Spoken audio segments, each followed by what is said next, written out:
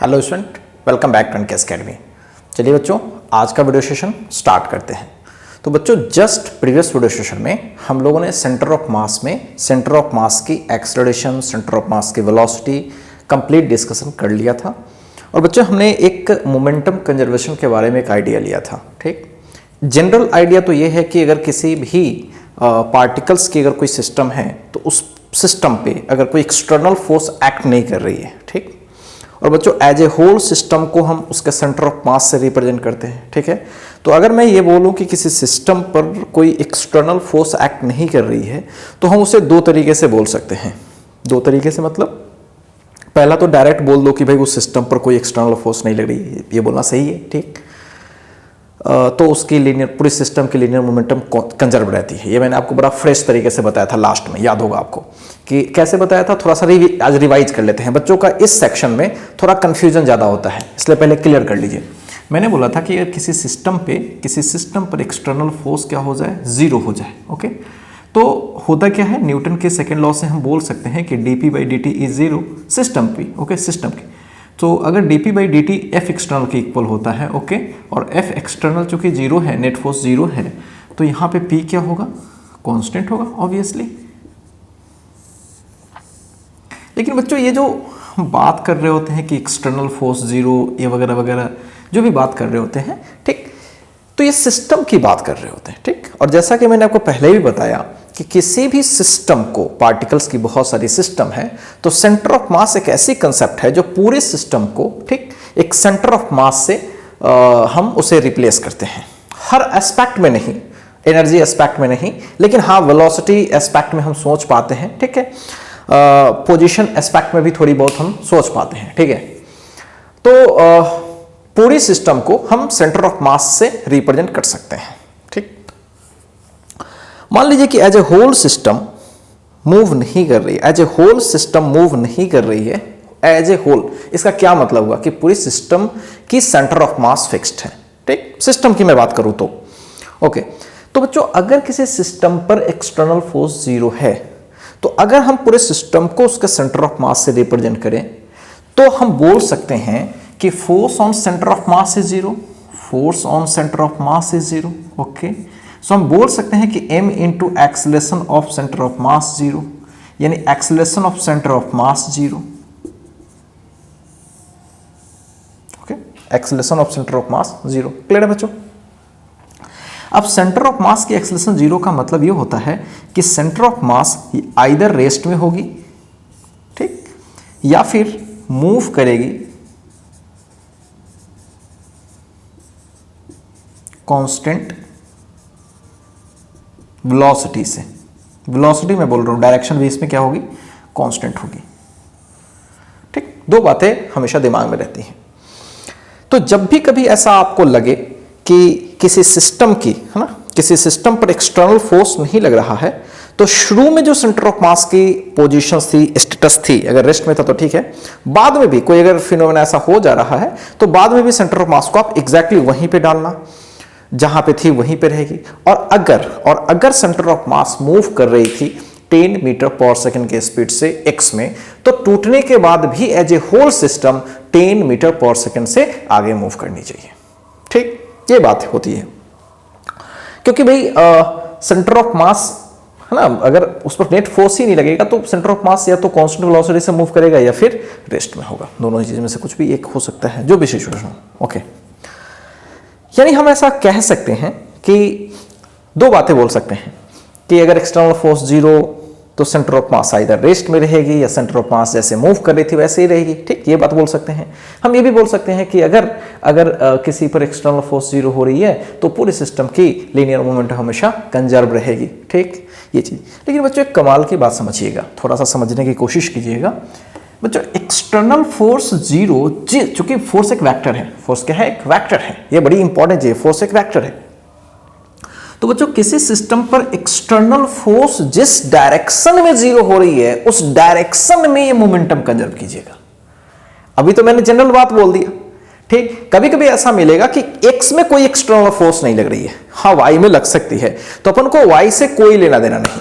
हाँ, लेकिन x में हम बोल सकते हैं कि x में चूंकि एक्सटर्नल फोर्स नहीं लग रही है तो हम x के बारे में जरूर इस बात की गारंटी ले सकते हैं कि x में सेंटर ऑफ मास डिस्टर्ब नहीं करी होगी। x में सेंटर ऑफ मास अगर v से चल रही थी तो v से चलती रहेगी। ओके, x में जो सिस्टम की जो पार्टिकल, हर पार्टिकल का जो नेट मोमेंटम होगा बाद में और शुरू में जो मोमेंटम था x में बदलेगा नहीं। बार बार मेरी फोकस क्या है, जिस डायरेक्शन में नेट फोर्स जीरो हो रही है उस डायरेक्शन में मोमेंटम कंजर्व होगा। तो इस बात को आप हमेशा फोकस करके समझिएगा। ये ठीक है, जनरल बात है, बट इस बात को लिख लीजिएगा कि if F net is zero in a particular direction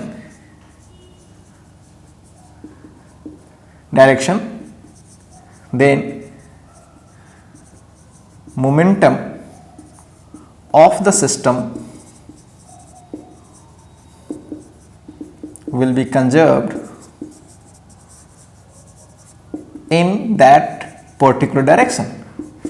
ध्यान रखिएगा, उसी पर्टिकुलर डायरेक्शन में, ठीक, मोमेंटम कंजर्व होगा ही। साथ साथ सेंटर ऑफ मास के बारे में बात करेंगे, सेंटर ऑफ मास के बारे में, क्योंकि बच्चों एक्सटर्नल जीरो हुआ है उस पर्टिकुलर डायरेक्शन में तो सारी बातें होगी। सेंटर ऑफ मास रेस्ट में होगा, किस डायरेक्शन में, उसी डायरेक्शन में, उस डायरेक्शन में सेंटर ऑफ मास मूव नहीं करेगा। हाँ, मान लीजिए कि इस डायरेक्शन में कोई नेट फोर्स नहीं लग रहा, समझिएगा अच्छे से, इस डायरेक्शन में कोई नेट फोर्स नहीं लग रहा, ऊपर लग रहा है, ठीक, तो सेंटर ऑफ मास ऊपर से नीचे आ सकती है, लेकिन ध्यान रहे थोड़ी भी आगे या पीछे नहीं जा सकती, ठीक। तो इसका मतलब हुआ कि COM in that particular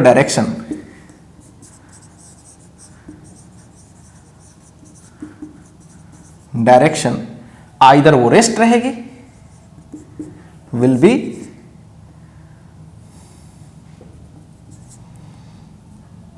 either at rest और मूव विथ कांस्टेंट वेलोसिटी। बच्चों मैंने कुछ किया नहीं, मैंने इन्हीं सब चीजों को दोबारा लिखा, लेकिन ये सब चीज जनरल बातें मैंने बोल रहा था कल से, मैं आपको जनरल बात सिखा रहा था, लेकिन मैं आपको बोला कि भाई हमारे सिस्टम में बहुत बार ऐसा देखा जाता है कि किसी पर्टिकुलर डायरेक्शन में एक्सटर्नल फोर्स नहीं लगती, हाँ किसी और डायरेक्शन में एक्सटर्नल फोर्स लगता है। तो आपको जहां पे एक्सटर्नल फोर्स लग रहा है, जिस डायरेक्शन में लग रहा है, यहां ये ऐसे बेटर समझना है, जिस डायरेक्शन में एक्सटर्नल फोर्स लग रहा है उस डायरेक्शन में कभी भी आप मोमेंटम कंजर्वेशन, सेंटर ऑफ मास की पहले वाली पोजीशन, अब वाली पोजीशन या कांस्टेंट वेलोसिटी से में चलने वाला ये फंडा बिल्कुल मत लगाएं। किधर आप लगाएं, जिधर नेट फोर्स जीरो, जिस डायरेक्शन में। ओके, तो इतनी सारी बातें बच्चों प्रॉब्लम बनाने में यूज होने वाली है, ठीक है। चलिए स्टार्ट करते हैं एक छोटे से सवाल से, छोटे छोटे सवाल से प्रैक्टिस करते हैं बच्चों। ढेर सारे सवाल हम लोग प्रैक्टिस करेंगे अभी, और ढेर सारे सवाल से हमारा कंसेप्ट काफी क्लियर होगा, ठीक है। तो चलिए स्टार्ट करते हैं चीजों को समझना। आइए एक करके छोटे छोटे सवाल स्टार्ट करते हैं बच्चों। बहुत ही सिंपल सवाल, बहुत ज्यादा सिंपल। मान लीजिए कि यहां पे कोई एक प्लैंक है और जिस सरफेस पे रखा गया है वो सरफेस फ्रिक्शनलेस है, ठीक। कभी कभी ये सवाल एक बोट और वाटर में बोट डाल दिया गया, वैसा ही वाटर और बोट के बीच लगभग फ्रिक्शन ना के बराबर हो ऐसा मान के चलो। तो फ्रिक्शनलेस सरफेस है और ये हमारा कोई प्लैंक रखा हुआ है, कोई ऑब्जेक्ट है, ओके। अब ऐसा है कि यहां पे इसकी लंबाई में कुछ दे देता हूं, 20 मीटर में दे देता हूं, ठीक। और इस कॉर्नर पे एक कोई लड़का खड़ा है। मैं सवाल पूरा नहीं लिखूंगा, आप एक बार सुन लीजिएगा। 20 kg का लड़का है और ये जो प्लैंक है वो प्लैंक ज्यादा वेट का नहीं है, मात्र 10 kg का है, ठीक। बस सिंपल सवाल है, 10 kg का है। अभी सब कुछ सिस्टम रेस्ट में है, ये बंदा यहां पे चढ़ा हुआ है, पूरी प्लैंक यहां पे है, सब कुछ स्थिर सा है, ओके। ध्यान से मेरी बात समझिएगा। अब ध्यान रहे बच्चों, यहां ये सरफेस स्मूथ नहीं है, ये रफ है, ओके। ये क्या है, रफ है, ओके। अब ये पर्सन यहां से जाता है और दूसरे एंड पे पहुंच जाता है। कोई भी सवाल हो सकता है, मैं ये नहीं कर रहा हूं कि दूसरे एंड पे पहुंचा लो, मैं जनरल सवाल बोल रहा हूं कि चलो यहां से एक बंदा जाता है और दूसरे एंड पे पहुंच जाता है, ठीक। तो सवाल ये है कि क्या ये प्लैंक स्थिर रहेगी या आगे मूव करेगी या पीछे मूव करेगी, मतलब क्या होगा ये बता दो, ठीक। प्रैक्टिकली तो सोच ही सकते हो, प्रैक्टिकली सोचो, वाटर में किसी हम बोट को डाल दे और बोट के एक सिरे पे बैठ जाए, खड़े हो जाए, ओके। और जैसे ही मैं आगे बढ़ूंगा तो सबको पता है कि बोट पीछे आती है, क्यों पीछे आती है, इस बात का भी जवाब मैं भी देने वाला हूं, और ध्यान से देखिएगा। तो यहां भी वही सिचुएशन होगी, प्लैंक पर ये पर्सन अगर आगे बढ़ता है तो ये आदमी आगे तो जरूर बढ़ेगा, ठीक है, लेकिन ये बैक शिफ्ट होगी। ठीक, तो सवाल क्या है भाई, if person starts moving on the plank and reaches to other end,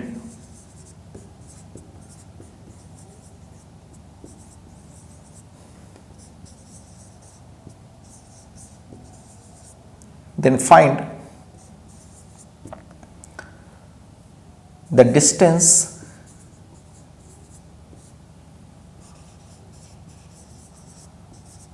moved by plank।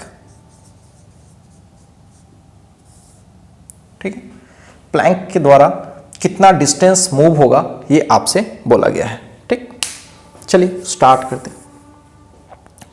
पहली बात, आपके दिमाग में बहुत सारे तरह की बातें आ रही होंगी। ठीक, पहली बात तो आ रही होगी, सर यहां पे आपने स्मूथ दिया, यहां पे फ्रिक्शन दे दिया। फ्रिक्शन बच्चों इसलिए दिया क्योंकि फ्रिक्शन बिना तो ये पर्सन चल ही नहीं पाएगा, ये बात आपको भी पता है, तो फ्रिक्शन दे दिया। लेकिन फिर आपके दिमाग में होगी कि सर ये बंदा जब आगे बढ़ेगा, ठीक, तो इस पर एक्सटर्नल फोर्स लग रहा है, फ्रिक्शन। मन में एक बात आएगी, पर्सन पे चल रहे तो पर्सन पर फ्रिक्शन फोर्स लगेगी। ठीक, उस बात का भी जवाब, हर एक बात एनालाइज करेंगे, आप बारीकी से चीजों को समझिए। ठीक है बच्चों, इसमें समझने का ही मेन फंडा है, सवाल तो आपसे हो जाएंगे, ध्यान से देखिएगा। पहली बात बच्चों, एक्स के डायरेक्शन में क्या कोई एक्सटर्नल फोर्स लग रहा है? आपका जवाब होगा यस सर, फ्रिक्शन। बट बिल्कुल गलत। एक्स के डायरेक्शन में कोई फोर्स एक्सटर्नल नहीं लग रहा। अगर आप फ्रिक्शन बोल रहे हो बच्चों, गलत है। सोचो क्यों? सिस्टम का मतलब ऐसा तो नहीं होता है कि केवल इंडिविजुअल पर्सन, नो, केवल प्लैंक, नो। सिस्टम का मतलब कि प्लैंक प्लस पर्सन दोनों एक सिस्टम हो गया। और बच्चों दोनों जब सिस्टम हो गया तो सोच के देखो, जब पर्सन आगे बढ़ेगा तो पर्सन पर फ्रिक्शन किधर लगेगा? आगे। ये ज्यादा सरप्राइज नहीं हो गया, फ्रिक्शन में मैंने बढ़ाया था कि जब पर्सन आगे बढ़ता है तो फ्रिक्शन आगे लगता है, पीछे नहीं। तो प्लैंक पे फ्रिक्शन किधर लगेगा? जस्ट पीछे। बच्चों ये इंटरनल फोर्स की तरह बिहेव करेगा। अगर सिस्टम कंसीडर करेंगे तो एफ और एफ कैसा है? इंटरनल फोर्स की तरह बिहेव करेगा। उस सिस्टम के अंदर की फोर्स है भाई साहब, समझ पा रहे हो? तो साफ क्लियर है कि ये फ्रिक्शन और ये फ्रिक्शन इंटरनल हो गया, और ऐसे भी आगे पीछे बराबर इंटरनल फोर्स ऐसे से भी कोई इफेक्ट डालती नहीं है। तो इसलिए सिस्टम पर एक्स के डायरेक्शन में, सिस्टम पर एक्स के डायरेक्शन में कोई एक्सटर्नल फोर्स नहीं लग रहा। एक्स के डायरेक्शन में सिस्टम पर कोई एक्सटर्नल फोर्स, और वाई के डायरेक्शन में तो मूवमेंट है ही नहीं, तो बात ही छोड़ दो वाई में, कुछ सोचो मत कि क्या हो रहा है। ठीक, तो एक्स के डायरेक्शन में भाई कोई एक्सटर्नल फोर्स नहीं लग रहा। हमें लग रहा था कि लग रहा है, बट लग नहीं रहा एक्चुअल में, क्योंकि सिस्टम में केवल प्लैंक नहीं है, सिस्टम में केवल पर्सन नहीं है, सिस्टम में प्लैंक प्लस पर्सन दोनों है। ओके, सो पहली चीज, सॉल्यूशन करने से पहले, सॉल्यूशन तो बच्चों दो लाइन में है, कुछ समझना है कि in X direction there is no any external force, there is no any external force. ये चीज लिख भी सकते हो, नहीं भी लिख सकते हो, बस कंसेप्चुअल क्लैरिटी के लिए थोड़ा सा लिख देता हूं कि कोई एक्सटर्नल फोर्स नहीं है। ओके, तो क्या होगा? बहुत सारी बातें आपने सीखा है कि अगर किसी पर्टिकुलर डायरेक्शन में एक्सटर्नल फोर्स नहीं है तो मोमेंटम कंजर्व होगी। किसकी? सिस्टम की मोमेंटम। ठीक, ओके। दूसरी चीज आपने सीखा है कि सेंटर ऑफ मास रेस्ट में रहेगा, या कांस्टेंट स्पीड से मूव करेगा। ठीक, मतलब सेंटर ऑफ मास पहले जैसे था वैसे रहेगा। पहले जैसे मतलब पहले अगर रुका हुआ था तो बाद में भी रुके रहेगा, पहले अगर चल रहा था तो बाद में भी चलता रहेगा, सेम रफ्तार से। ओके, यहां की सिचुएशन पे गौर करते हैं। चूंकि बच्चों इसमें कोई स्पीड वगैरह की चर्चा नहीं है, हमें वेलोसिटी से कोई कनेक्शन नहीं किया गया है, तो हम मोमेंटम के बारे में फिलहाल तो ना सोचे। अगर वेलोसिटी वगैरह दिया होता इतने से चल रहा है तो प्लैंक कितने के स्पीड से जाएगी, ये अलग बात होती। फिलहाल अपन को मोमेंटम पर काम नहीं करना है। लॉजिकली सोचो, लॉजिकली सोचो बच्चों। अभी पूरी सिस्टम रेस्ट में है, हाँ बहुत अच्छा। सेंटर ऑफ मास कहीं होगा, हाँ कहीं भी होगा, देखते हैं कहां होगा, वो तो आपको भी पता है कहां होगा। इसका सेंटर ऑफ मास बीच में, पर्सन का सेंटर ऑफ मास यहां। अब दोनों को पार्टिकल की तरह मानते हुए सेंटर ऑफ मास कहीं बीच में, बीच से आई थिंक बीच से थोड़ा इस साइड में होगा, कहीं होगा। लोकेशन निकालने की कोई जरूरत नहीं है, लेकिन कहीं होगा यहां पे सेंटर ऑफ मास। ओके, चलिए यहां पे होगा। ओके, तो बच्चों ध्यान से समझिएगा, कुछ फील आ जाएगी आपको, बस फील लाने के लिए इतनी बात कर रहे हैं। मुश्किल से 30 सेकंड का क्वेश्चन है बच्चों, और मैं आपको 5 मिनट में डिस्कस कर रहा हूं शुरू में। ओके, 30 सेकंड से ज्यादा का सवाल है ही नहीं है यहां तक, ठीक। अब ध्यान से समझिएगा। अब मैंने बताया जैसा कि इसका सेंटर ऑफ मास यहां और इसका सेंटर ऑफ मास पर्सन का यहां और इसके बीच में कहीं यहां पे सेंटर ऑफ मास है सिस्टम की। और जैसा कि बताया गया था कि एक्स के डायरेक्शन में कोई एक्सटर्नल फोर्स नहीं लग रहा, बढ़िया। अगर ये पर्सन चलता भी है तो फ्रिक्शन लगेगा, ठीक, लेकिन फ्रिक्शन एक्सटर्नल नहीं बल्कि इंटरनल फोर्स है। ओके, जब बच्चों ये पर्सन आगे बढ़ेगा, सोच के देखना, मेरा अभी आंसर ये हो रहा है कि प्लैंक पीछे क्यों जाएगी, समझने की कोशिश कीजिएगा बच्चों। जब ये पर्सन यहां से आगे मूव करेगा, समझिएगा, तो ये सेंटर ऑफ मास, समझिएगा, ये सेंटर ऑफ मास कहां आगे बढ़ेगा, पर्सन का सेंटर ऑफ मास आगे बढ़ेगा, ठीक। थोड़ी देर के लिए मान लेता हूं कि प्लैंक मूव नहीं करता है, तो क्या क्या गड़बड़ी हो जाएगी ये चेक करके देखते हैं।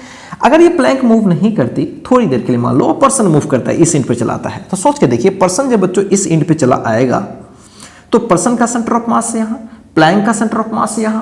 अब सेंटर ऑफ मास पूरे सिस्टम का यहां आ गया, पहले कहां था, यहां, कहां आ गया अभी, एक्स में तो भाई कोई फोर्स नहीं लग रहा, एक्स में तो कोई फोर्स लग नहीं रहा एक्सटर्नल, ओहो, लेकिन सेंटर ऑफ मास यहां से कहीं यहां ट्रेवल कर गई। ये तो नियम के खिलाफ है, ये तो हमारे सिस्टम के खिलाफ है, क्योंकि सिस्टम पर कोई एक्सटर्नल फोर्स नहीं लगती है तो centre of mass as it is रहती है। एज इट इज का मतलब रेस्ट में पहले से है तो पहले से रेस्ट, बाद में भी रेस्ट में रहेगी, जहां थी वहीं पे, उसकी पोजीशन नहीं चेंज करेगी। ओ, और साथ साथ अगर by the way centre of मास चल रही थी तो वो चलती रहेगी। फिलहाल इस सिचुएशन में तो सेंटर ऑफ मास रुकी हुई थी, क्योंकि पर्सन रुका हुआ था, ये सब कुछ रुका हुआ था, तो सेंटर ऑफ मास जहां थी वहीं रहने चाहिए, लेकिन यहां पे तो सेंटर ऑफ मास यहां भाग गई। होपफुली मेरी बात समझ में आ रही है। कब, जब प्लैंक को मैं रोक के रखूं तब, समझाने के लिए। अब आप बताओ मेरे को, जब प्लैंक मूव नहीं करेगी तो वायलेशन हो जाएगा सारा, कंजर्वेशन ऑफ मोमेंटम, इनफैक्ट सब कुछ वायलेट हो जाएगा यहां पे, और सेंटर ऑफ मास भाग जाएगा आगे। अब आप बताओ, सेंटर ऑफ मास आगे ना भागे, इसके लिए प्लैंक को क्या करना पड़ेगा, प्लैंक को थोड़ा पीछे मूव करना पड़ेगा। क्यों मूव करना पड़ेगा, सोचो। प्लैंक को इसलिए मूव करना पड़ेगा क्योंकि जितनी ये डिस्टेंस कवर हो गई है, जितनी ये बच्चों डिस्टेंस कवर हो गई है, इस डिस्टेंस को बैक आकर के मैनेज करना पड़ेगा। क्या मेरी बातें समझ में आ रही है आपको, क्या मेरी बातें बच्चों समझ में आ रही है? बिल्कुल। अब आपके दिमाग में होगा कि सर आपका सवाल भी तो यही है कि प्लैंक कितना पीछे मूव करेगी, हाँ सवाल भी यही है, तो सर क्या मैं ये वाली डिस्टेंस निकाल दूं तो क्या उतनी ही प्लैंक पीछे आएगी? एग्जैक्टली बच्चों, उतनी ही पीछे आएगी, ये बात एकदम सही है। अगर किसी को लगता है कि सर सवाल हमें बस आसानी से बनाना है, ठीक है, थोड़ा टाइम कंज्यूम होगा, शुरू में सेंटर ऑफ मास की पोजीशन निकाल लो, ठीक, बिना प्लैंक को दोहराए हुए सेंटर ऑफ मास की पोजीशन को निकाल लो, बहुत अच्छा। सेंटर ऑफ मास कहां आगे शिफ्ट कर गया पता कर लो, अब उतना ही उसको बैक शिफ्ट करना पड़ेगा क्योंकि सेंटर ऑफ मास को मूव नहीं करना चाहिए। क्या मेरी बातें गेट कर रहे हो बच्चों? चलिए, तो इस सवाल को हम दो तरीके से बनाएंगे। एक तो एकदम से, जैसे मैंने बताया ना कि एकदम इजी तरीका, एकदम फील वाला कि भैया ऐसा ऐसा हो रहा है, ऐसा होने वाला है, और एक इससे भी शॉर्ट तरीका, ठीक, मैं बताता हूं, सब बताऊंगा, ठीक है। तो पहले आप जो चीज कॉपी, ये तो मुझे लगता है कॉपी नहीं किया, पहले इसको कॉपी कर लीजिए, तो फिर इस सवाल को मैं अभी सॉल्व करके बताता हूं कैसे बनाएंगे, ठीक है। पहले कॉपी कीजिए, ओके, हो गया होगा बच्चों, आगे बढ़ते हैं।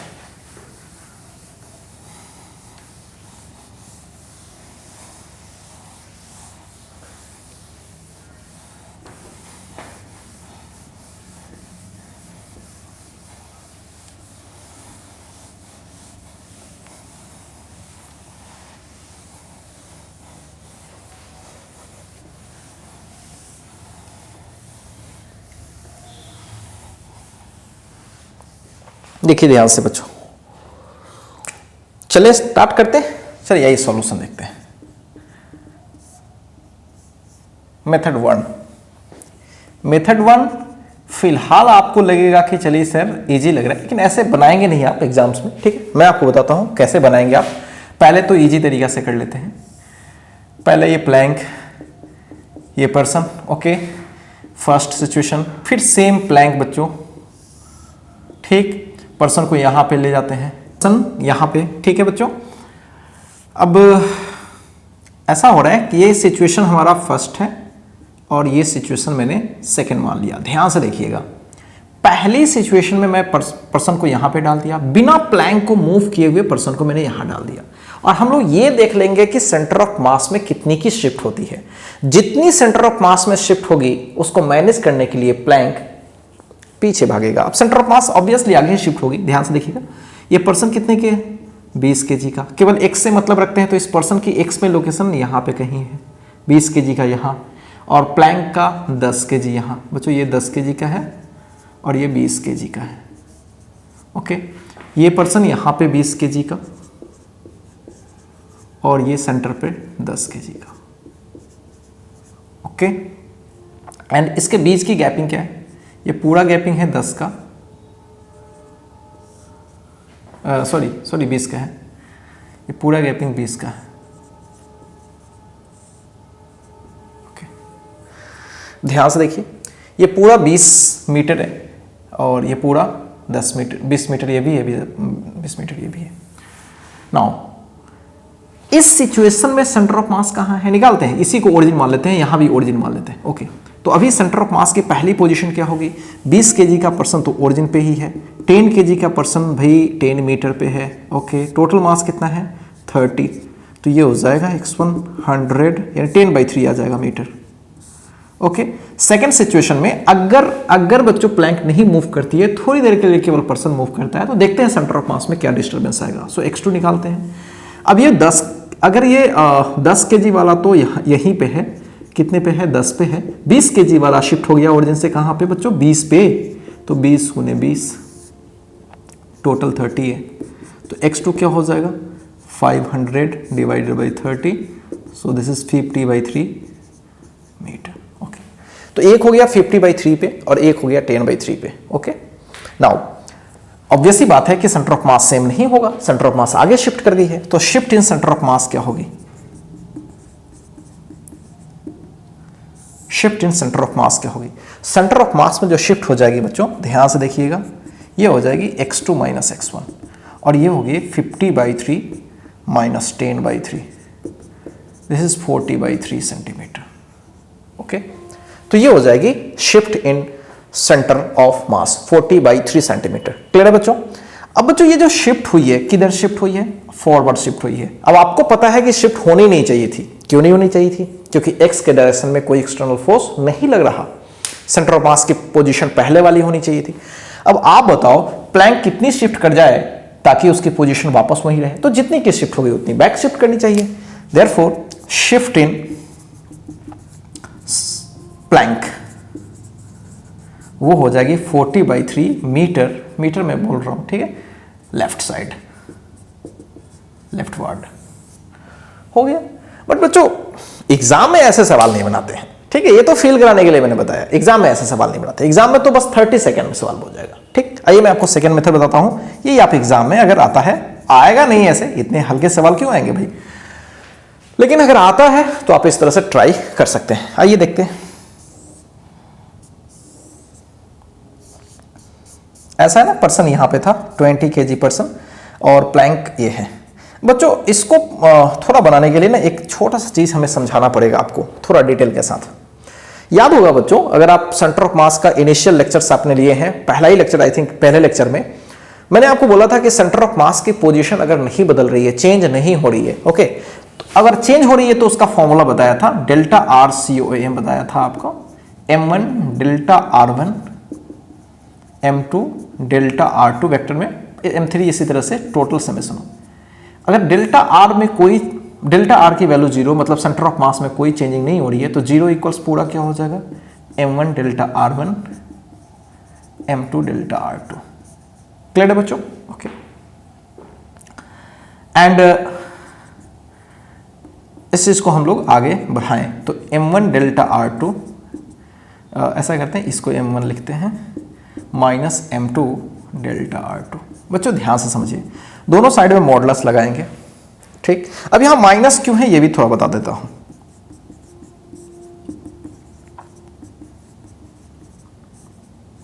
ओके, ध्यान से समझिएगा, ये पॉजिटिव और ये निगेटिव, ठीक।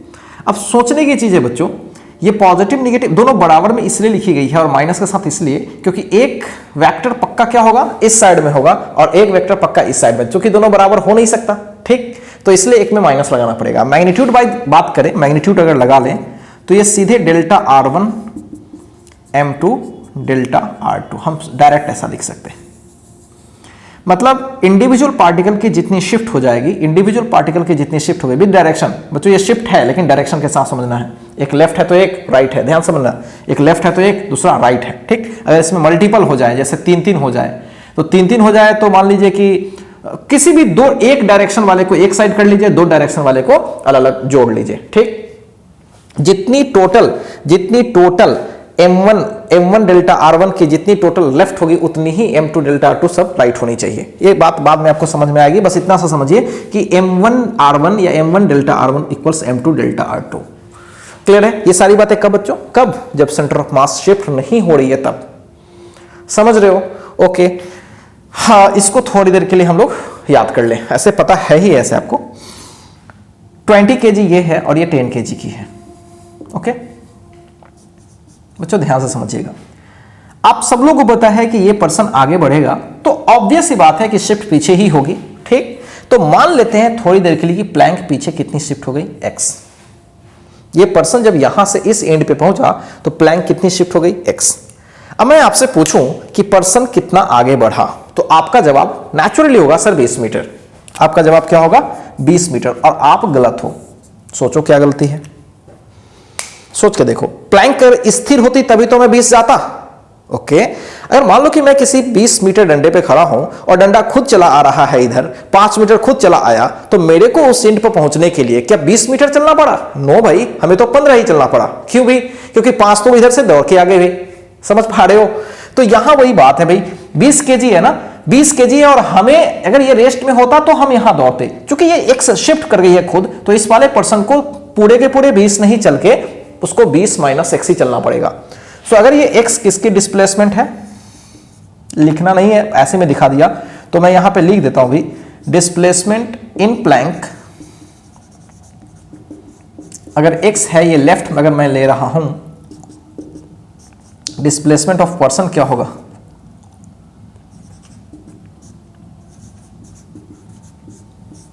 Twenty minus x. क्लियर है बच्चों? 20 minus x.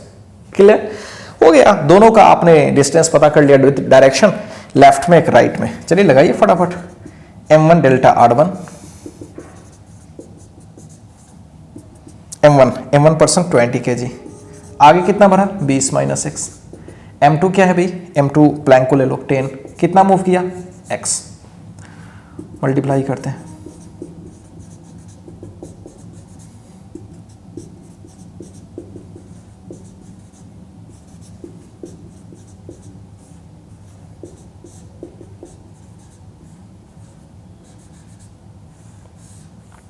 Forty by 3 metre.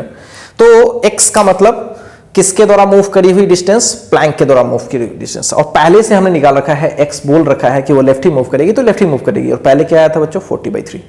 तो ऐसे करना बच्चों बेहद आसान है। ठीक है, ये सब पूरी फील के लिए कर रहा हूं। ये अभी बच्चों ये जो भी सवाल हम कर रहे हैं, ये आपके कॉम्पिटिशन में बनाने के लिए भी नहीं कर रहे हैं, आपको फील दिलवाने की बात मैं कर रहा हूं। जो भी कंसेप्ट मैंने पढ़ाया है, उस कंसेप्ट का मतलब क्या है, हम उसको कैसे अप्लाई कर पा रहे हैं, क्यों एक्स के डायरेक्शन में इस तरह की बात हम बोल रहे हैं कि centre of mass as it is वहीं रहेगी। ठीक, ये हम क्यों यूज कर रहे हैं, क्यों यूज कर रहे हैं, समझ पा रहे हो? ठीक, तो अभी तो खैर एक सिंगल क्वेश्चन किया है, ऐसे बहुत सारे सवाल अभी प्रैक्टिस करने वाले हैं जिससे आपका कंसेप्ट और क्लियर होगा, और इसको और बच्चों 3-3 ब्लॉक, 4-4 ब्लॉक तक हम इसको आगे ले जाने वाले होंगे। ठीक है, तो चलिए स्टार्ट करते हैं आगे। ठीक है बच्चों, पहले इस चीज को आप एक बार कॉपी कर लीजिए, तो हम लोग आगे स्टार्ट करेंगे और ढेर सारे सवाल प्रैक्टिस करेंगे।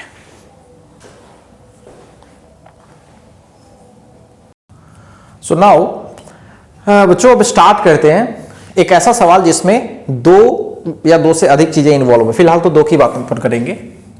मान लीजिए ऐसा ही सवाल मैं दे रहा हूं, प्लैंक जैसा या बोट जैसा भी आप ले सकते हो। ध्यान से देखेंगे, जैसे यहां पे कोई पर्सन है, ए ले लेता हूं, इसका मास मैं ले लेता हूं 40 kg। ठीक, और यहां पे एक पर्सन है और ये है कोई बी, और ये 60 kg का है। ओके, और ये बोट टोटल के टोटल 10 मीटर लंबी है, या प्लैंक जो भी है, और ये फ्रिक्शनलेस सरफेस पे रखा गया है। म्यू यहाँ का 0 है।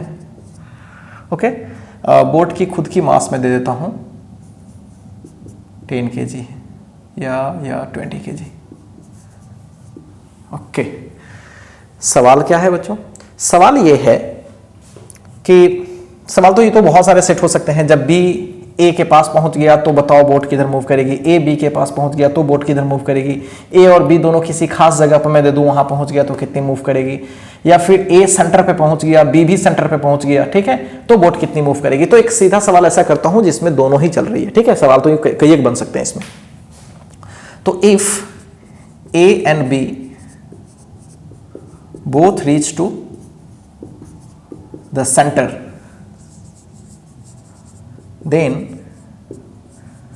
find the displacement of boat या प्लैंक बोल लो, ठीक। क्वेश्चन ये है कि कितनी शिफ्ट हो जाएगी भाई, ये पूरा सिस्टम कितनी शिफ्ट हो जाएगी। ओके, देखते हैं कैसे शिफ्ट होगी। ओके बच्चों ध्यान से समझिए, जस्ट अभी मैं सेकंड मेथड से ही डायरेक्ट करूंगा सवाल सॉल्व, बहुत आसानी से हो जाता है। शुरू शुरू में आपको थोड़ी दिक्कत हो सकती है, लेकिन होनी तो नहीं चाहिए ऐसे।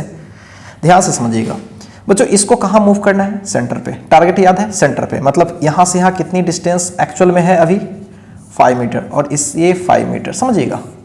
अब आपको पता ही नहीं है कि प्लैंक किधर मूव करेगी, लेकिन थोड़ी सी अकल तो लगा ही सकते हो बच्चों। हेवियर मास फाइनली पूरी सिस्टम ऐसे है, जब ये यहां पे शिफ्ट हो जाएगा, ठीक है, तो सोच के देखिए, हेवियर मास पास में आ गया, हेवियर मास इधर शिफ्ट हो गया, हेवियर मास किधर शिफ्ट हो गया? फाइनली इधर शिफ्ट हो गया। तो प्लैंक को किधर मूव करना चाहिए? आगे। ऐसा लग रहा है कि सर पूरा हेवियर देखो 60 kg का है ना, 60 kg का है, तो 60 kg का अगर ये देखो बच्चों, अगर ये 40-40 होता तो सेंटर ऑफ, अच्छा 40-40 और ये 20 का, तो सेंटर ऑफ मास बीच में ही होता। हाँ, इसके मूव करने से, बीच में आ जाने से भी सेंटर ऑफ मास वही रहती, तो प्लैंक बिल्कुल ही मूव नहीं करता, ठीक। लेकिन 60 kg का यहां आ जाने से, 40 kg का यहां आने से, सबके यहां आ जाने से, ठीक है। अब आप सब लोगों को पता है पहले सेंटर ऑफ मास कहां रहा होगा बच्चों? पहले सेंटर ऑफ मास कहां रहा होगा? या पता है सबको कि पहले सेंटर ऑफ मास 20 से थोड़ा इस साइड में रहा होगा। हाँ बिल्कुल रहा होगा। अब जब सारा कुछ यहां पे आ जाएगा तो सेंटर ऑफ मास कहां आ जाएगा बच्चों? यहां बीच में आ जाएगा। सेंटर ऑफ मास कहां शिफ्ट कर गया? दरअसल पहले आगे था, अब किधर शिफ्ट हो गया? पीछे। समझ पा रहे हो? तो बताओ भाई, इस प्लैंक को किधर मूव करना चाहिए? प्लैंक को आई थिंक पीछे, पहले यहां था अब यहां आ गया, ठीक है। हाँ, तो प्लैंक को किधर मूव करना चाहिए? थोड़ा आगे। क्यों आगे? ताकि सेंटर ऑफ मास वापस वहीं चले जाए जहां पहले कभी था। थोड़ा आगे मूव करना चाहिए, समझ रहे हो? थोड़ा आगे, ये फील है आपको, थोड़ा आगे मूव करना चाहिए। लेकिन बाय द वे बच्चे लोग सोचते हैं कि सर इतना तो हमें फील नहीं थी कि हाँ आगे ही मूव करता, तो सर हमें कैसे बनाता? डोंट वरी, आपको जो डायरेक्शन लेना है ले लो। प्लैंक किधर मूव कर रही है कोई टेंशन नहीं है, तुम्हें जिधर लेना है ले लो, लेकिन हां उसी बेसिस पर बाकी चीज को इंडिकेट करो। तो चलो स्टार्ट करते हैं। किधर मूव करना है बच्चों?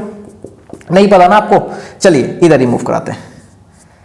बच्चों एक बात और सुनो, तुमने जिधर मूव कराया है तुम उसके अकॉर्डिंग आंसर्स करना, तो उसके अकॉर्डिंग सॉल्व करने की कोशिश करना। ओके, और अगर आपकी वैल्यू पॉजिटिव आ गई देन यू विन, ठीक है।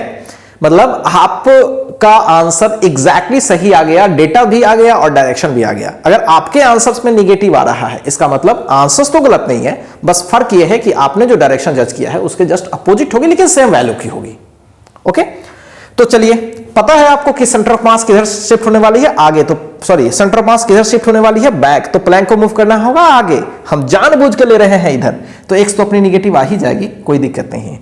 दोनों से लेके मैं बनाता हूं बच्चों का स्टेप ये भी हो सकता है, कुछ बच्चों का स्टेप ये भी हो सकता है। चलो मैं दोनों को सामने सामने लिख देता हूं। अभी बस सीखिए, सीखना है केवल हमें। प्लैंक को इधर मूव करा दूं एक्स, चलिए ठीक है। अब आइए, अब आप खुद बताइए ए पर्सन को कितना मूव करना है यहां तक पहुंचने के लिए? कितना मूव करना है? ए को कितना मूव करना होगा? आप खुद बोलोगे सर 5 मूव करनी थी, हाँ, लेकिन ये रुकी होती तब तो, ये तो खुद एक्स मूव कर रही है, तो 5 मूव करने का मौका नहीं मिलेगा सर, 5 - x ही हो जाएगा। बहुत अच्छा, ठीक। बी को मूव कराते हैं इस साइड में। अगर ये प्लैंक रुकी होती तो 5 मूव करना होता, ओके, लेकिन ये प्लैंक तो खुद खसक गया, एक और आगे, तो इस भाई साहब को 5 ही मूव करना पड़ेगा कि थोड़ा और ज्यादा मूव करना पड़ेगा, और ज्यादा मूव करना पड़ेगा, बिकॉज प्लैंक रुकी हुई नहीं है, प्लैंक और आगे भाग गई। तो इस वाले पर्सन को 5 नहीं बल्कि 5 + x मूव करना पड़ेगा। ओके, अब बच्चों ध्यान देने वाली बात यहां है, डायरेक्शन जज कीजिए। एक डायरेक्शन वाले को एक side m1 x1 m2 x2 जो लिखते हैं, या m1 डेल्टा r1, एक डायरेक्शन वाले को एक साइड लिखिए और एक डायरेक्शन वाले को एक साइड, ठीक, तभी बेटर होगा।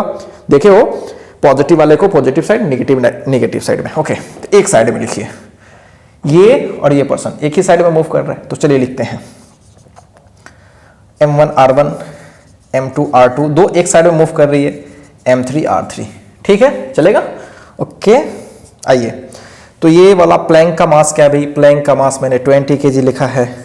प्लैंक कितनी मूव कर रही थी, x, सब लेफ्ट वाला, मतलब लेफ्ट वाला एक साइड और राइट वाला एक साइड, ठीक, प्लस में ही लिखेंगे। ओके, पर्सन का मास 60, मूव कितना कर गया, 5 + x, ठीक है बच्चों। ओके, अब बहुत सारे बच्चों को दिक्कत होता है, सर क्यों हम ऐसा कर रहे हैं, हम एक ही लाइन में क्यों नहीं लिख सकते थे m1 delta r1 + m2 delta r2 + m3 delta r3 = 0। बच्चों ऐसा करोगे, करने में कोई बुराई नहीं है, कर सकते हो, कोई दिक्कत नहीं है, बस करना यही है कि लेफ्ट मूव करेगा तो आप नेगेटिव लगा लेना, राइट मूव करेगा तो पॉजिटिव कर लेना, कोई दिक्कत नहीं है, ठीक, तुम्हारी मर्जी। सो 20x 65 + x चलेगा बच्चों, 20x 65 + x मैंने सही लिखा, और m3 तो एक सिंगल ही जो राइट मूव कर रही है, and that person is 40 × 5 - x। Solve करते हैं, देखते हैं हम लोग जीतते हैं।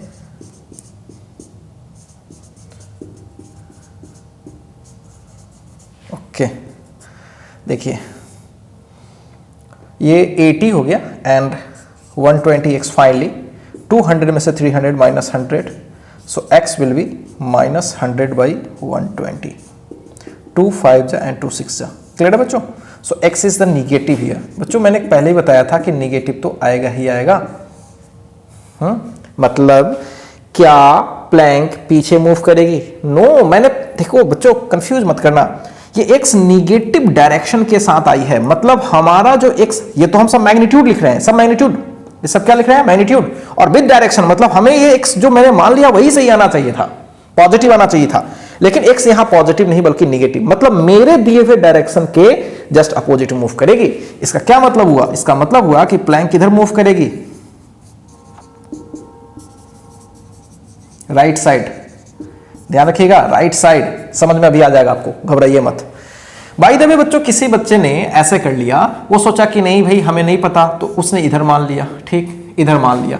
अब ध्यान से समझिए, ये है 40 kg, ये है बंदा 60 kg, प्लैंक है भाई 20 kg, गैपिंग ये 5 का था, गैपिंग ये 5 का था। अब सोचो ये x इधर दौड़ने लगी और इस वाले पर्सन को इधर आना है और इस वाले पर्सन को इधर जाना है, तो अब इस वाले पर्सन को 5 जाना पड़ेगा या 5 से ज्यादा, ये तो x आगे ट्रैवल कर जा रही है, थोड़ा इसको ज्यादा चलना पड़ जाएगा, तो इसको चलना पड़ेगा भाई 5 + x और इसको आना पड़ेगा 5 - x। क्यों? क्योंकि ये x आगे ट्रैवल कर जा रही है, तो बच्चे को, इस वाले बंदे को 5 नहीं बल्कि 5 से थोड़ा कम।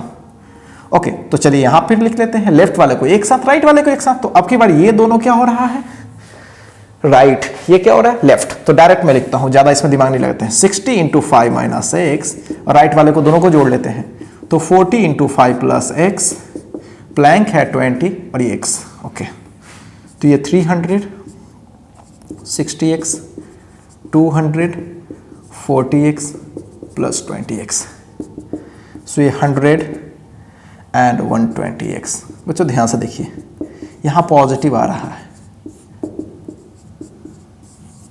सेम आ रहा है ना, बिल्कुल बच्चों यहां पॉजिटिव आ रहा है, मतलब ये हुआ कि भाई हमने जो डायरेक्शन सोचा था उसी के अकॉर्डिंग आ रहा है, पॉजिटिव आ गया, मतलब हमने जो सोचा वो सही है, तो सही है तो कोई प्रॉब्लम नहीं है। इसका मतलब है कि प्लैंक किधर मूव करेगी, सही डायरेक्शन में मूव करेगी, plank will move 5/6 centimetre, right side ही। अब इसमें निगेटिव इसलिए आ गया क्योंकि मैंने पहले ही माइनस डायरेक्शन में ले रखा था, ठीक है, और माइनस मैंने ले रखा था और आ रहा है निगेटिव, इसका मतलब मेरे निगेटिव आ रहा है, तो मेरा निगेटिव का मतलब मैं इधर हूं और मेरा निगेटिव का मतलब इधर, समझ रहे हो मेरी बात? तो कोई टेंशन नहीं है, आपको जिधर लेना है ले लीजिए, लेकिन बी केयरफुल, इसका और इसका सही तरीके से डिस्प्लेसमेंट लिखना पड़ेगा, वरना गड़बड़ हो जाएगा, समझ पा रहे हो बच्चों? बहुत ही छोटी बात है, लेकिन हाँ चीजों को क्लियर करने के लिए इतना डिस्कशन जरूरी है। ठीक है, चलिए बच्चों इसको पहले कॉपी कीजिए, फिर हम लोग और आगे बढ़ेंगे।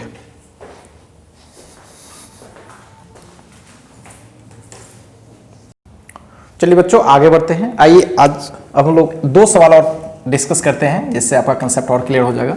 बच्चों ये सवाल एससीवी का है। ये एक ऐसी कोई गाड़ी है, फ्रिक्शनलेस सरफेस है, कार्ट मान लो, और यहाँ पे एक डिच है, गड्ढा है ऐसे, ओके, यहाँ पे कोई डिच है, ओके, और यहाँ से इसकी लोकेशन है, या फिर एक काम करता हूँ, यहाँ पे कोई पेंडुलम हमने ऐसे सस्पेंड कर रखा है, इसकी पूरी मास कैपिटल एम, और इस पेंडुलम में जो बॉब है उसकी मास स्मॉल एम है। ठीक है, और यहाँ से बच्चों इस गड्ढे की जो डिस्टेंस है वो ए है। ठीक, सवाल क्या है ध्यान से सुनिएगा, सब कुछ स्थिर सा है। ठीक, इफ स्ट्रिंग इज कट, जैसे हम स्ट्रिंग को कट करेंगे तो ये वाली ब्लॉक गिरेगी, ऊपर नीचे बहुत सारे मल्टीपल कॉलिजन करेगी, और करते करते करते ऐसा माना जा रहा है कि ये वाली इसमें गिर जाएगी, गड्ढे में गिर जाएगी। If string is cut and Bob finally reaches to ditch, then find the displacement of cart। जो ये कार्ट है उसकी डिस्प्लेसमेंट आपको बतानी है। गिरा, मल्टीपल कॉलिजन किया, आप देख लेंगे एससीवी का क्वेश्चन है, तो यहां पे अगर पहुंच जाती है तो ये कार्ट कितनी मूव करेगी और किधर मूव करेगी। ठीक बच्चों ध्यान से समझिए, अगर हम अब ध्यान से देखें तो कार्ट ऑब्वियसली आगे पीछे ही मूव करने की बात हो रही है, तो एक्स के डायरेक्शन में इस पर कोई एक्सटर्नल फोर्स तो नहीं है, mg, कोई मतलब एक्सटर्नल डायरेक्शन में तो कोई फोर्स नहीं है। ठीक, सॉरी मैं क्या बोल रहा हूँ, एक्सटर्नल कोई फोर्स तो नहीं है इस डायरेक्शन में, क्लियर है? अब ठीक है, इस डायरेक्शन में कोई फोर्स नहीं है, ठीक है, तो भाई इस डायरेक्शन में सेंटर ऑफ मास स्थिर होगी, बिल्कुल स्थिर होगी। अगर ये वाला सिस्टम अगर आगे बढ़ता है तो आपको खुद पता है कि सेंटर ऑफ मास पूरी सिस्टम की थोड़ी आगे शिफ्ट हो जाएगी। इनिशियली जहां भी हो, इस पूरे का सेंटर ऑफ मास बीच में होगा, इसका सेंटर ऑफ मास यहाँ बीच में कहीं होगा, सेंटर ऑफ मास इन दोनों का मिला करके अगर ये आगे बढ़ जाएगी तो सेंटर ऑफ मास आगे शिफ्ट कर जाएगा, उसको मेंटेन करने के लिए पूरी गाड़ी बैक आनी पड़ेगी। ठीक, तो सिंपल सी बात है, इसका भी सॉल्यूशन वैसे ही करते हैं। ये बच्चों आगे बढ़ेगी तो ये तो रुकी तो नहीं रहेगी, ये भी साथ साथ में शिफ्ट होती रहेगी। तो अगर मैं कार्ट को मान लिया, ठीक, कार्ट को मान लिया एक्स मूव करी, और ये जो बॉल है, बॉल तो ऐसे जब ये कार्ट रुकी रहती तो ए मूव करना पड़ता, इस डिच में कितना ए जाना पड़ता, लेकिन कार्ट ऐसे एक्स मूव कर गई तो इस बॉल को कितना मूव करना पड़ेगा, ए माइनस एक्स ही मूव करना पड़ेगा। ओके, तो चलिए फटाफट लगाते हैं। तो ये एम इंटू गई है ये ए माइनस एक्स, और कार्ट कैपिटल एम कितनी गई है भाई, कितनी गई है, एक्स गई है, केवल पीछे एक्स गई है। तो चलिए सॉल्व करते हैं।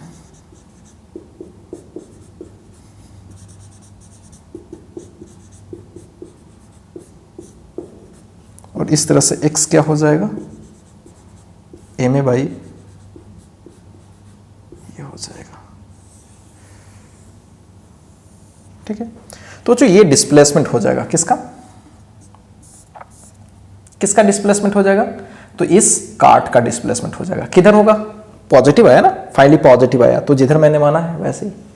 ओके, आइए इस पर एक और सवाल हम लोग डिस्कस कर लेते हैं इसी टाइप का।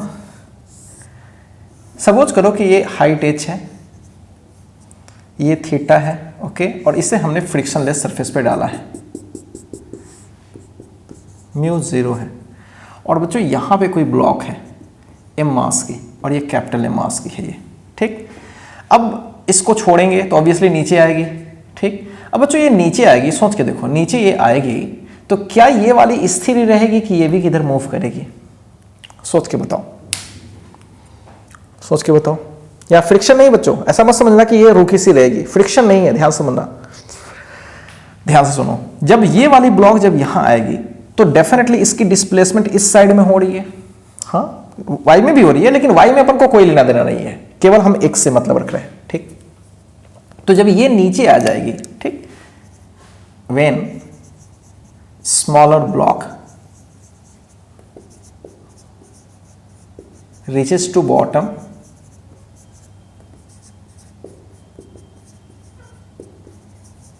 then find the displacement in wedge. ठीक, डिस्प्लेसमेंट इन वेज। तो कॉमन सेंस है कि ये वाली ब्लॉक अपने इस पोजीशन से इस पोजीशन पे आ जाएगी।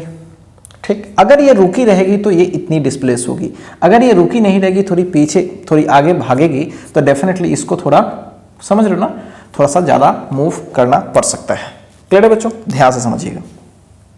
थोड़ी देर के लिए मान लीजिए कि ये वाली डिस्टेंस तो हम लिख ही सकते हैं। अगर ये थीटा है तो बच्चों अगर मैं कॉट थीटा लगा लूँ तो ये अगर x है पूरी की पूरी, तो ये हो जाएगी x/h, तो x हो जाएगी h कॉट थीटा। ठीक, ध्यान से समझिएगा। ये वाली x डायरेक्शन की बात करूं तो ये वाली, अगर ये वाली आगे शिफ्ट हो जाती है, शिफ्ट तो होनी ही आगे, इसको ये x थोड़ा गड़बड़ हो जाएगा। मान लो कि ये इधर शिफ्ट कर गई y। ठीक, तो इस वाले को, ठीक बच्चों ध्यान से समझिएगा, ये अगर इधर y शिफ्ट कर गई तो इस वाले को, अगर ये y शिफ्ट नहीं होती तो इसको आगे शिफ्ट करना पड़ता। चूंकि ये आगे और शिफ्ट हो गई है तो इसे कम ही शिफ्ट करना पड़ेगा। कितना शिफ्ट करना पड़ेगा, कितना शिफ्ट करना पड़ेगा बच्चों, कितना शिफ्ट करना पड़ेगा, ध्यान से देखिएगा। This is h cot theta. तो इस वाले ब्लॉक की डिस्प्लेसमेंट इस साइड में कितनी होगी, और इसकी डिस्प्लेसमेंट y हो रही है तो इसकी डिस्प्लेसमेंट कितनी होगी। अगर ये नहीं मूव करता तो h कॉट थीटा होता, लेकिन मूव कर गया ऐसे y, तो कितना होगा इसकी डिस्प्लेसमेंट भाई, तो इसकी डिस्प्लेसमेंट होगी h cot theta minus y। Hopefully clear है बच्चों। तो चलिए लिखते हैं इसका, m into H cot theta minus Y equals capital M into Y. चलेगा। So m into H cot theta minus M Y capital M Y. So m into H cot theta small m plus capital M into Y. So y हो गया mh cot theta divided by m plus capital M।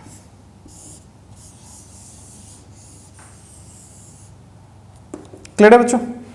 So this is your answer. सो ये displacement हो गई किसकी, इस वाले की, इस साइड में। ठीक, इस साइड में डिस्प्लेसमेंट हो गई। क्लियर है बच्चों। तो ये चीज भी जस्ट पहले जैसा ही है, बस हमें x में सोचना है। यहाँ पे किस में सोचना है, x में सोचना है। तो बच्चों इस तरह से कोई भी सवाल हो तो आप बहुत ही आसानी से निकाल सकते हैं। ठीक है, तो मिलते हैं गाइज नेक्स्ट वीडियो सेशन में, और नेक्स्ट वीडियो सेशन में हम लोग कंजर्वेशन ऑफ मोमेंटम पर भी कुछ सवाल करेंगे, या फिर इस पे सवाल करेंगे जिसमें सेंटर ऑफ मास फिर मूव नहीं कर रही है, या अगर मूव कर रही है तो फिर क्या उसकी सिचुएशन है, सब कुछ हम लोग देखने की कोशिश करेंगे। ठीक है बच्चों, तो चलिए फटाफट इन सब चीजों को कॉपी कर लीजिए। मिलते हैं नेक्स्ट वीडियो सेशन में।